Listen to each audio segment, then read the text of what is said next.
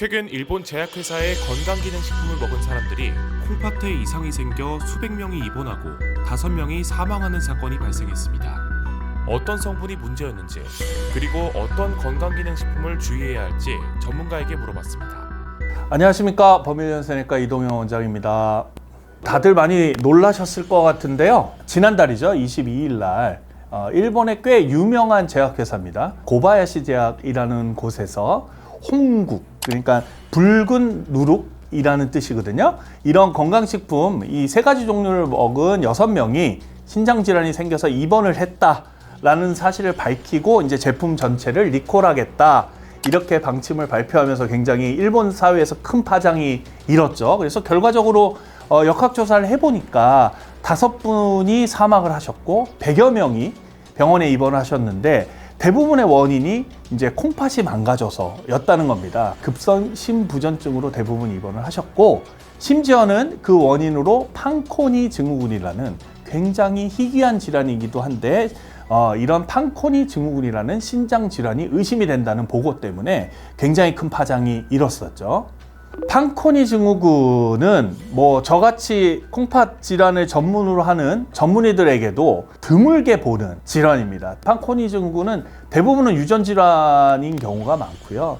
후천적으로 오는 경우는 진짜 드문데, 어떤 병이냐면, 그러니까 쉽게 말씀드려서 이 필터의 역할을 하고 있는 가장 중요한 혈관 덩어리 같은 것인데, 그걸 사구체라고 얘기를 하고요. 이 사구체에서 걸러진 소변들이 이제 세뇨관, 만들어낸 소변들이 흘러가는 파이프라인 같은 건데요. 이 세뇨관이 한 3개 정도로 구별이 돼요. 그래서 근위 세뇨관이라는 게 있고 원위 세뇨관이라는 게 있고요. 그 다음에 헨네스 루프라 그래서 반고리관 같은 것도 있어요. 그래서 이 3가지 요소로 이 세뇨관이 구별이 되는데, 그 중에서 사구체에서 가장 가까운 곳을 이제 근위 세뇨관이라는 표현을 쓰거든요.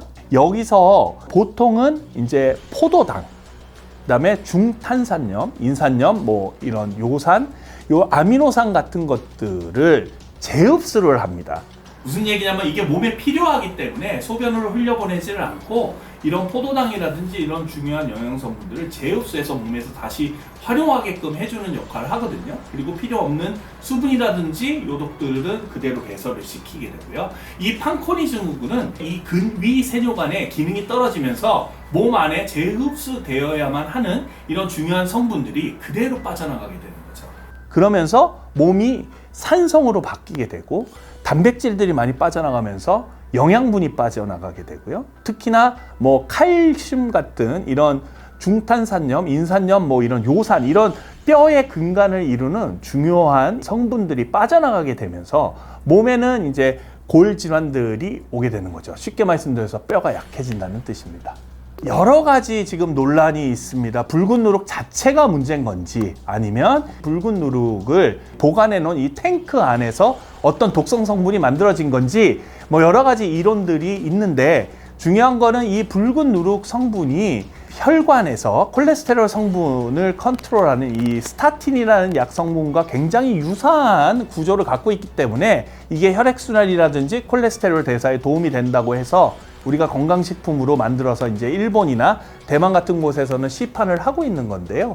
이런 것들이 분자구조가 유사한 시트린인 이런 독소를 만들 수도 있고, 아니면 보관해 놓은 탱크 이 안에서 또 다른 독성 화학물질이 나오면서 이런 문제가 생기지 않았을까라는 가설들이 있을 뿐입니다. 아직까지 완벽하게 결론은 난 것 같지는 않고요. 이런 독성 물질 때문에 아까 말씀드린 판코니 신드롬에 걸리게 되는 거죠. 드물긴 하지만 항암제를 비롯한 독성 약품들, 그다음에 일부 우리가 쓰는 내과적인 제제들도 드물긴 하지만 이런 판코니 증후군을 일으킬 수 있다고 돼 있고, 몸이 대부분 대사성 이제 산증으로 바뀌게 되면서 몸의 기능이 떨어지고 또 전신 기능이 떨어지면서 사망에도 이를 수 있는, 이런 심각한 상태에도 이를 수 있는 그런 병이라고 보시면 되겠습니다.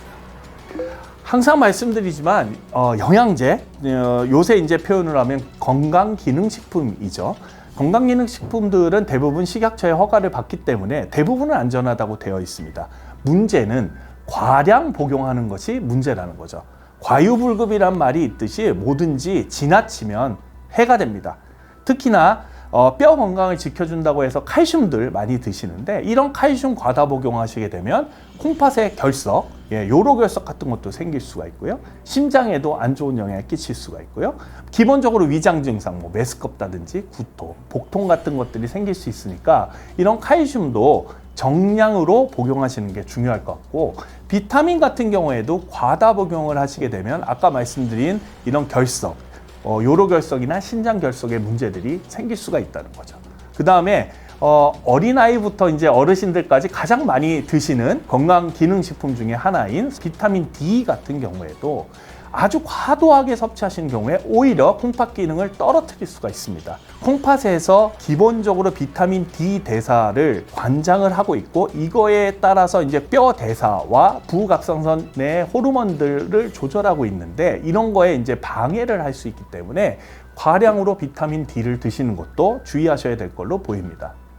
네, 사실 이번 사태가 터지고 나서 저희가 제일 걱정했던 거는 이런 붉은 누룩, 이 성분이 과연 우리나라에도 시판이 되느냐였습니다. 근데 다행스럽게도 우리나라에는 시판이 되고 있지는 않았고요. 일본하고 대만에서 지금 시판이 되고 있었는데, 문제는 시판이 되고 있지 않더라도 외국에서 요새는 이제 직구라고 해서 해외 직구를 통해서 직접 저희가 영양제나 이런 건강기능식품들을 많이 사서 복용들을 하고 계시는데요.